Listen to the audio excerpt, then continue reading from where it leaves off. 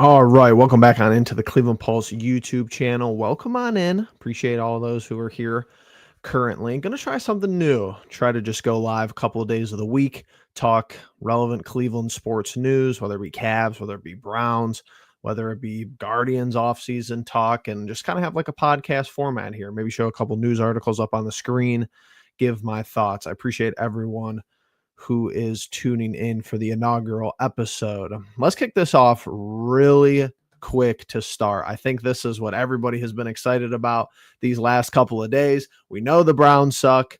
We know that the Guardians are giving Austin Hedges $4 million, whatever it may be. This is the real winner of the week so far. So the Cleveland Cavaliers unveil navy blue classic edition uniforms to celebrate 55th anniversary season. Oh my goodness. These things are amazing. I would say they're a 10 out of 10 uniform. I can't because of the Cliffs patch. I can't. We all know that this is peak. We all know this is peak Cleveland Cavaliers branding, 2003 to 2010. They're bringing back that old school court as well with that old school logo with the basketball and then the sword through it. It's amazing to me how they've gone away from the actual branding of what a Cavalier is. They have totally phased out, the sword and all of this nonsense ever since the 2010s, really. They've been slowly moving away. It was gradual, but this new logo that we have, the new branding of the Cavs is just so minimalist, and I'm not a huge fan of it. So I'm glad that this is back. This is amazing. The patch, I don't know. Maybe I sound like an old head. It just is one of those things where it's just they didn't have those on the uniforms back in the day, so to say. When these jerseys were first being worn, didn't have these big branding, didn't have this big logo. Teams weren't, selling out every little aspect of their brand. And yeah, but these are fire. Nike, good job. Good job bringing these back. Some of their merch that they released, not a huge fan of. It's all right. It's expensive. It's NBA merch. It's a pro sports team merch. They have a windbreaker for like $200. I don't know. I probably will be getting a jersey, if anything. I have an Evan Mobley jersey already. I don't know. What should we do? Should I get a jersey? Whose jersey should I get for these throwback classic uniforms? You can see that these are going to be worn selectively. I don't know why they do this. I get it. It's like, throwback and maybe generate some people tuning into games during the week or, on weekends they wouldn't normally tune into to see the Cavs wearing their throwback jerseys. I don't know why they just don't have them in a regular rotation. So Cavs fans will have the chance to turn back the clock and revisit the early 2000s during 9 Cavs Classic Edition games throughout the 2025-2026 regular season. So you're telling me they're only wearing these in 9 games out of what, 82 in an NBA season? So you're telling me they're only wearing these 10% of the games. Like, this should be a normal 3 away games too. Okay, so 12 games, excuse me. But these should be like a normal every third game type of outfit. Why aren't these one of our primary uniforms? They should get rid of one of the primaries and just wear wine, the white, and they should just wear these. So at least we're getting them. They look cool. These are the best jerseys that we've had probably since the 2010s. I think these are probably a top 3 jersey in Cleveland Cavaliers history, in my opinion. So good for them. They brought him back. Court design looks amazing. Gonna have to try to get tickets for one of these games because that's just gonna be nostalgic and it's gonna be amazing to see. So what else we got going on here? Cavs will also give away Anderson Varejao bobbleheads presented by Key Bank on December 6th when they host the Golden State Warriors at Rocket Arena. Okay. Is this a little jab? Is this a little jab at Varejao when giving it away when we play Golden State because he left us to play for Golden State in 2016? Interesting.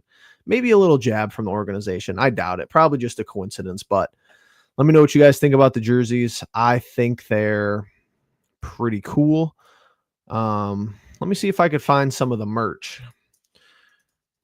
Cav Shop, New Jerseys. Let's just go over and rate the merch 1 through 10 here. Because I seen some of it yesterday. It looked expensive.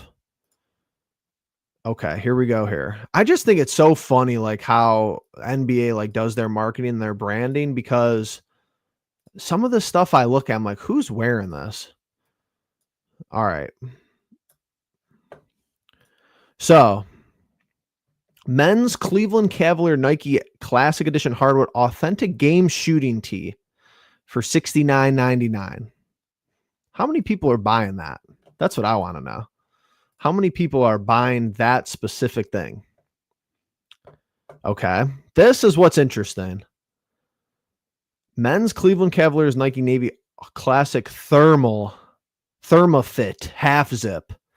It's got that old school vibe. It's got that classic, like early 2000s, but this is like a fall thing. Like can I really wear this? Maybe if I'm layered up in the winter, I could wear this. I'm not a huge fan of, I love this script and this logo on how they did this, but I don't know. It's kind of minimalistic for $200.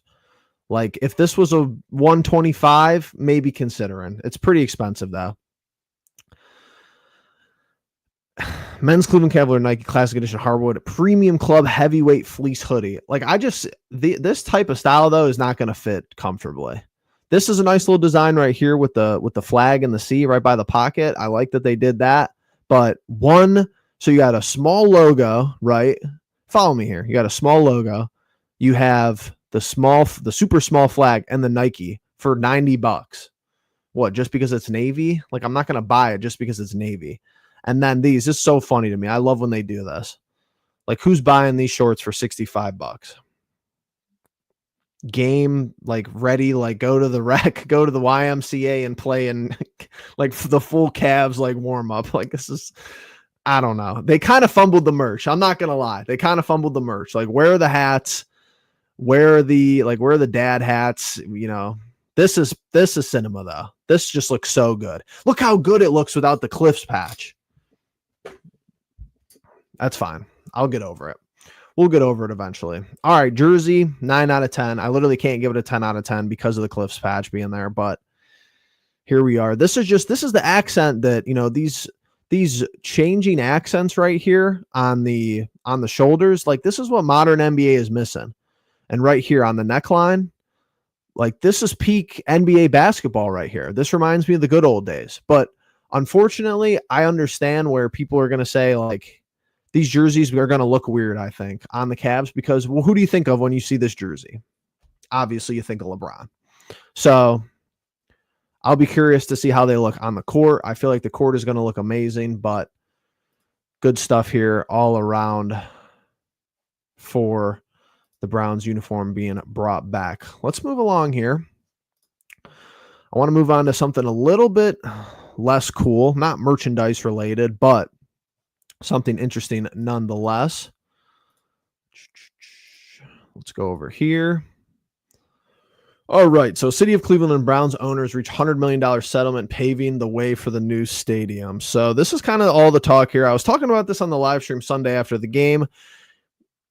The Haslams are doing all this stuff during the season where the Browns are 1-5 and they look terrible and they can't score, 18 points. And should Stefanski be fired? Trade Flacco. You get rid of Greg Newsome, other people on the chopping block, allegedly David Njoku getting shopped for whatever it may be. And then the Haslams are out doing this.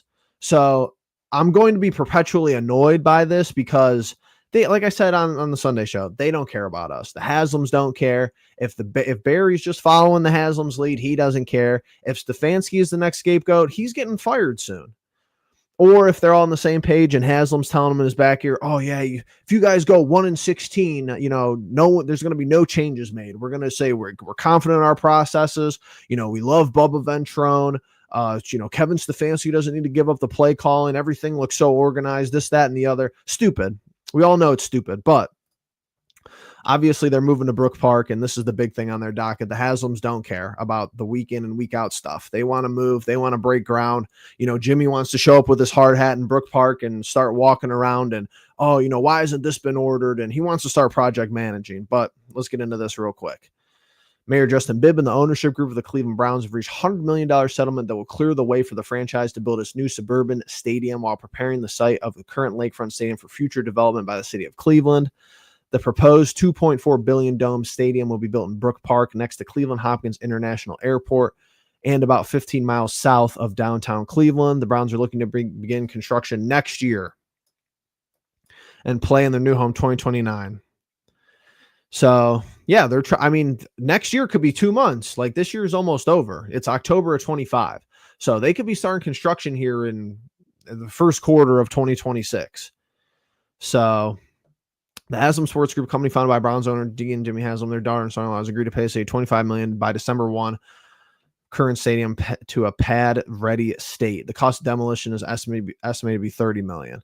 So Bibb basically got all the minor finances from the Haslams about basically leaving downtown stadium just to pave the way and be like, hey, you got to just pay us off a little bit, $100 million. So it looks like we kind of had a collaborative process throughout all of this, even though the Haslams ran right over the city of Cleveland, and the FAA and the Ohio Safety Administration, whatever it may be, because they had all this talk about, oh, the stadium was too high in the air and they didn't get the permits set up for this, that, and the other. And I don't know, just an absolute clown show all the way around. The Haslams will also pay Cleveland $5 million annually from 2029 through 2033, as well as $2 million per year from 2029 through 2038 for community benefit projects. So what's that? 4 years of $5 million is $20 million, and 9 years of $2 million basically is $18 million. So the Haslams are paying chump change in their regards to vacate and just make even more money moving 15 miles south to Brook Park. This deal still must be approved by Cleveland City Council. Well, we know it's going to go through. So $100 million to the lakefront. Can they do anything with it? I think that this is the side of the equation that I haven't really talked about, and a lot of people don't seem to bring up. Like, I was born in 1999. They've been talking about redoing the lakefront and down there since I've been born, and nothing has happened. You have a good piece of property down there. You have interesting stuff. You've seen cities adjacent, and even some of downtown Cleveland, or well, not downtown, but even some of Cleveland proper, on the lakefront is like interesting. I don't know if it's nice or being used to its maximum potential. Like, it's a cool piece of like land and property, Burke Lakefront, all that stuff down there. What can they do with it on the back end?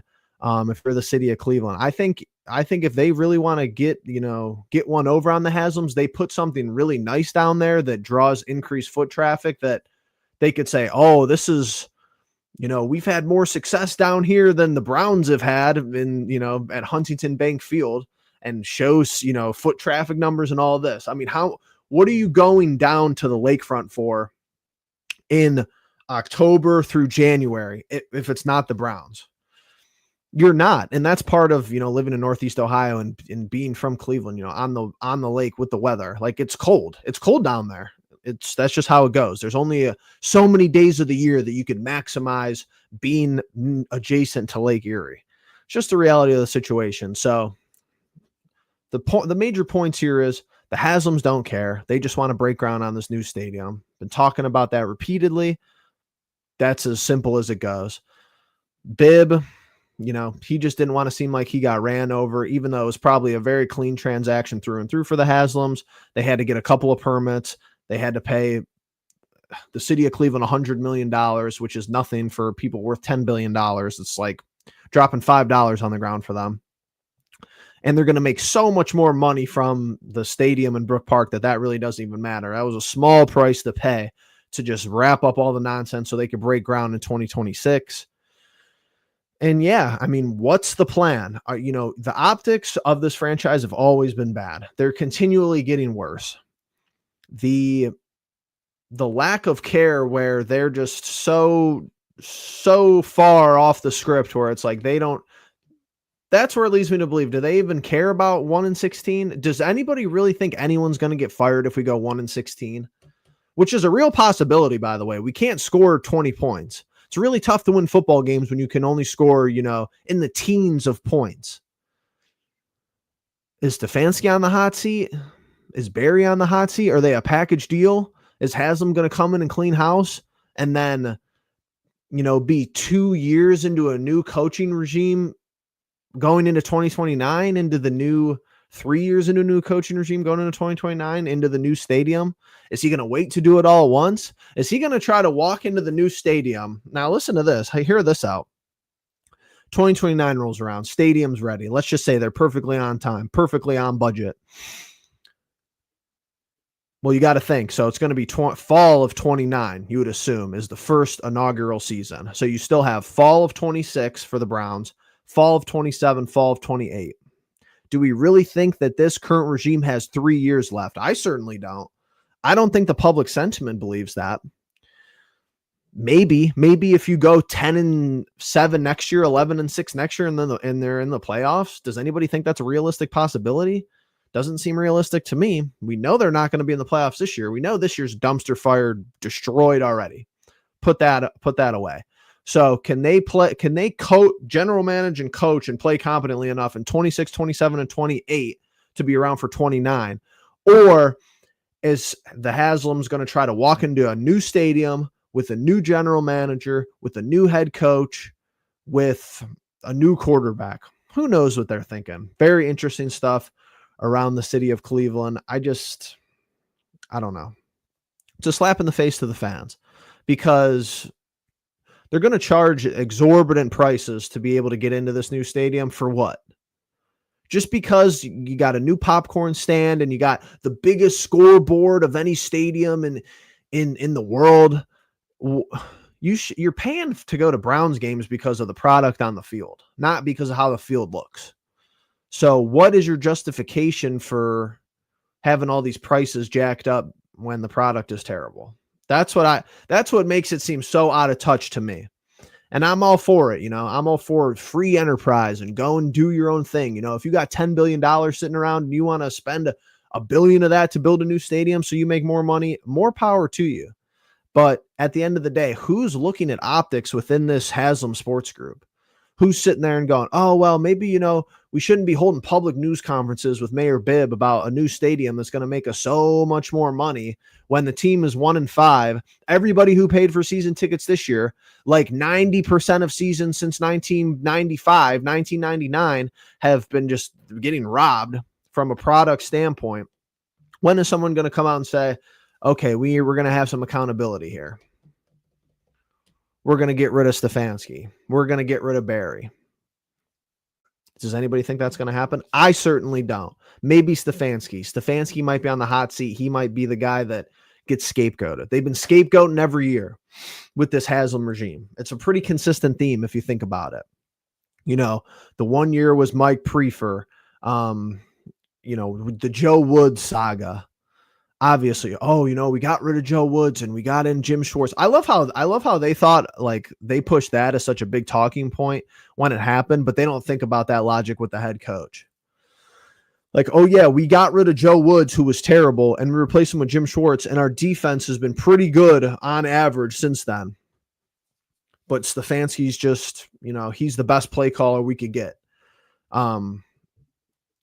What's his face last year? Ken Dorsey. Like, he was the scapegoat last year. Who's going to be the scapegoat this year? Bubba Ventrone, who we're sending to the Senior Bowl to do part of our scouting portfolio when it comes to the draft. And people are saying, oh, he's a future head coach in the league. For who? Who is Bubba Ventrone a future head coach for? I wouldn't even let him coach the Browns. And we're the worst team in the league. Bottom 5, bottom of the barrel. So you have to really think about who the Haslams are going to try to figure out who their next scapegoat is. And if they facilitate that through Andrew Berry or Kevin Stefanski, I think they're over that. Like, the shuffling coordinators obviously doesn't work.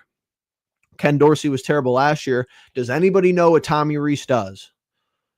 I certainly don't. Does he call the plays? Does he coach the quarterbacks? Is he in the offensive collaboration meetings going over film? Oh, this is how we're going to attack the Pittsburgh Steelers defense. I hope not, because that would be a terrible thing to put on your resume. I would be blocking out this part of my professional career if I was Tommy Rees. Just leave the Browns off your resume, dude, because there's nothing to show for it. You have a bottom of the barrel offense. The 1-31 teams had better offenses than this. That's where we're at. That's where I'm at as a casual observer, as a part of the fan base, as somebody who comes on and talks sports, recreationally. At least I had fun watching the offense when we were 1-31. 2 seasons where I watched every game, mind you. Obviously, I was a lot younger, but it's one thing when the team is bad. It's another thing when the product is unwatchable. These games are unwatchable. We can't even move the football. And you're at the point where, yeah, you moved on from Flacco. Okay, was that probably the right move? Sure. But now it's like you're 2 weeks into Dylan Gabriel. Granted, he should be a pretty ready to go NFL prospect because of how much experience he had in college. I'll fully concede that. But do you expect the guy to come out in his second and third career starts and just be all world? Some guys are. That's where I get the frustration. You draft rookies and they're studs for other franchises, never for the Browns, as far as the quarterback position. Obviously, we have rookie players who are very good this year. I don't think anyone would dispute that, but it's like, yeah, Jaden Daniels walks into Washington last year and they're in the NFC Championship.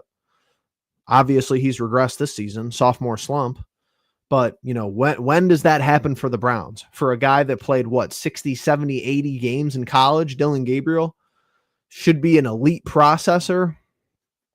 He didn't look good in week 2. And you're not going to look good. Granted, you played the Brian Flores Minnesota Vikings defense, and you played the Mike Tomlin Pittsburgh Steelers defense. You're probably not going to look good in 2 of those games. But you're playing a dysfunctional team this week. This is kind of the upcoming week here against Miami for Gabriel and Stefanski. I wouldn't be surprised if the loser of this game, their head coach, gets fired, but that's for a different time. That's for a different video. All right. I want to keep moving on here. Maybe hit our last story of the day. This one is a terrible one. Very, very crazy. So, football star David Bell, 24, retires after being blindsided by off-field injury that was beyond my control. Very, bizarre story. I wouldn't say out of left field because we knew he was, dealing with stuff and in and out of the league, and the Browns signed him to the practice squad and bringing him back up. He got hurt last year, I believe, but he announced his retirement from the NFL on Tuesday, October 14th, being retired after blindsided by an off-field injury. Third-round pick in 2022 who went on to catch 41 passes, 403 touchdowns in parts of 3 seasons for the Browns.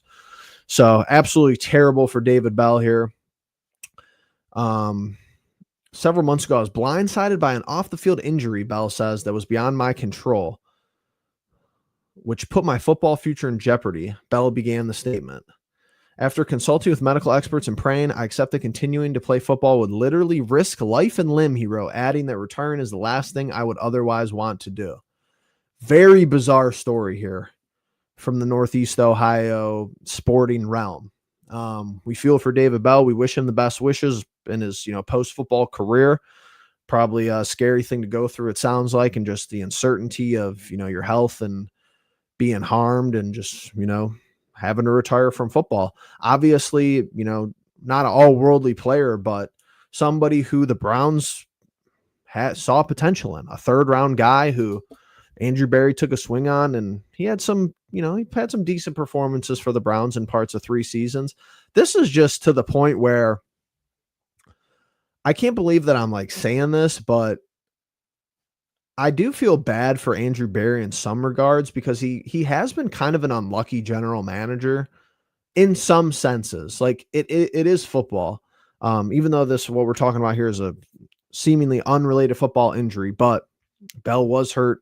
I think he had a hip injury with us, which was, a little bit bizarre and, tough to recover from in its own right if you're a football player. But some of these guys that he's drafted, going all the way back, if you want to reference, the whole end of the Baker saga and how that really went down, that injury was not a quarterback related football injury. He was trying to make a stop. He was trying to make a play after an interception. Was he not? That it was a ball that Anthony Schwartz didn't know the route on. If my lower, the lower in my brain serves me correctly. So that whole situation arose because of that, which, however you feel about that situation, it's in the past. Then, it happens. We see this all the time. Ryan Shazier and, there's been notorious cases throughout the league of people's football careers being over because of one hit. It's a sport they play. It's a vicious, violent sport. And then that happens to JOK. I was at that game last year. Derrick Henry just runs him over. Derrick Henry could genuinely, end your career. We still don't have updates about that, which is crazy to me. And I get it. It's probably a traumatic thing for JOK and everybody involved, and respect his privacy. I understand that, but you're almost a year removed from that game. And does anybody have that? Like, he's out for all this year. That's all we know. You don't know anything beyond that. Is there a chance he plays in the future? Is the guy, paralyzed? I don't think he is, but it's kind of crazy. And now you have this David Bell thing where, has Andrew Berry been the most fortunate general manager in the last X amount of years since he's been at the helm? No, but he's also had a lot of, self-inflicted wounds and, doing stuff that just hasn't been good and beneficial for the franchise. Obviously, the draft this year looking pretty good. I think that'll probably save his job in Cleveland. If anything were to save his job in Cleveland, is drafting these rookies that he drafted this year, which is a double-edged sword. Do you want him selecting all these draft picks next year? I'm not sure one good draft absolves you from Jedrick Wills, Anthony Schwartz, even like Dylan Gabriel and Shador. Dylan Gabriel was a questionable draft pick this year. You used the 3rd round pick on this guy. Does he look like the future of the franchise? Probably too early to determine, if we're being, if we're giving a fair shake to the situation. But yeah, you could go through and look at Andrew Berry's draft selections. He's a hit or miss guy, like most general managers. It seems like the top 1% of GMs, they hit everything, or everything's a trade. Think of Roseman and Philadelphia. Think of, the guys running Kansas City for the last however long. It seems like they rarely miss. And I'm sure if you talk to their fans, they'll tell you, well, they took this guy over this guy. Everybody has that, the revisionist history. But, the Wills pick is startling to this day. And you still haven't addressed the tackle position for the most part. You draft DeJuan Jones. There's, a couple of questionable decisions in there. I don't think that the trading out of 2 for Travis Hunter to pick Graham is going to come back to like really be the nail in the coffin for Barry. But it was an interesting decision, a decision I agreed with at the time and still agree with now, even though you draft a defensive tackle in the top 5. Somewhat of an untraditional move. But yeah, David Bell, we wish everything, we wish good wishes his way and hope everything's all right. And he could, make the most of playing or doing stuff after his playing career. So a couple of stories there for this first episode of the Cleveland Pulse podcast. Cavs jerseys, to recap, amazing. I wish it didn't have the Cliffs patch, for being honest, but people know my thoughts on that. The stadium moving, Brook Park. I think the Brook Park thing is just is the disease, and everything else is the symptoms. I just don't think the Haslams even care. I'm going to keep saying it all season long. I feel like they were the one ownership group in the city, obviously outside of Gilbert. I think Gilbert cares as well. Even though his level of caring has been questioned over the years, especially when it comes to like really making a push for a championship, but he's kind of beat those allegations with this current Cavs roster because they're the highest paid roster in the sport. But to me, it seems like, when the Haslams bought the Browns, it was like, hey, this is the ownership group that cares. They're not gonna be wary spending money, and they're gonna bring in talent. And they're gonna try their hardest to win. They want to win. How many times have you heard that about the Haslams? This is the first time where I feel like it's kind of shifted. I think that they care more about the new stadium than they do about winning at this point. And that's pretty obvious to see. Then obviously David Bell retiring, just terrible. Not good. Off the field injury. I'm sure you'll never get the full story on that unless he reveals it one day. But yeah, you do see that with NFL players. It seems like maybe not in his situation, but you see NFL, they're in the off season and they get in a jet skiing incident or whatever it may be. Just you need your body so much for the NFL that one thing going wrong and it could end your career. So, all right, guys, appreciate everyone who tuned in here for this stream. Cleveland Pulse Podcast episode number 1. I'm going to try to do this couple of weekdays, in the morning.